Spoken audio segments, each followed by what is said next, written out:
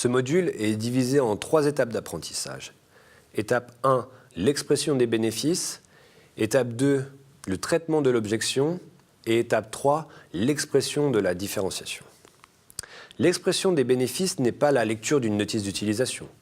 Un commercial doit faire attention à ne pas être trop technique et à perdre la personne en face de lui. Son vocabulaire plutôt que le vôtre. Dans la même idée, décrire une fonctionnalité est moins pertinent que de parler des bénéfices pour l'entreprise. Par exemple, si vous commercialisez un logiciel de chat, dire qu'il permet de parler entre collaborateurs est moins efficace que de dire que c'est un outil collaboratif, un outil faisant gagner du temps et simplifiant la gestion de projet. Donc le commercial doit avoir en tête 3 bénéfices et opter pour le bénéfice gagnant face au client. Il doit trouver des arguments financiers et expliquer les améliorations en termes de process de l'entreprise. Par exemple, en investissant aujourd'hui 10, vous obtiendrez chaque année 8 pendant 5 ans.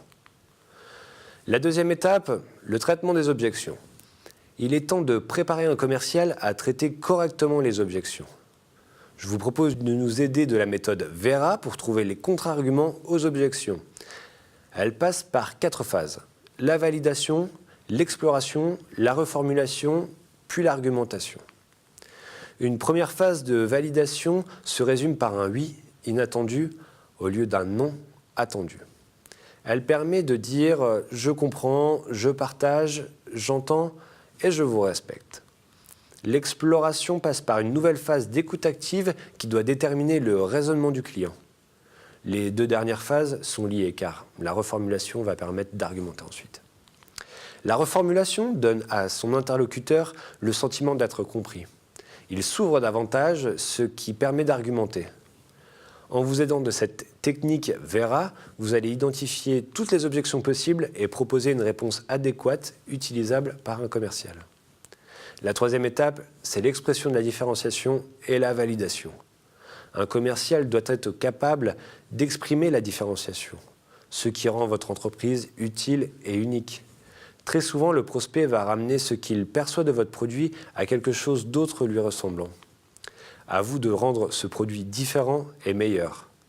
Un commercial doit connaître la spécificité forte de l'offre par rapport à celle des concurrents. Enfin, et comme pour enfoncer le clou, la validation. La preuve sociale est un des leviers psychologiques les plus moteurs en société. Un individu ne sachant pas quoi faire ou quoi penser se laisse influencer par le comportement des autres. C'est un biais cognitif qui nous pousse et nous guide au quotidien. Alors, quelques exemples de preuves sociales. Les références clients, le témoignage client ou un use case détaillé. Alors, convaincu ? Il est temps de conclure.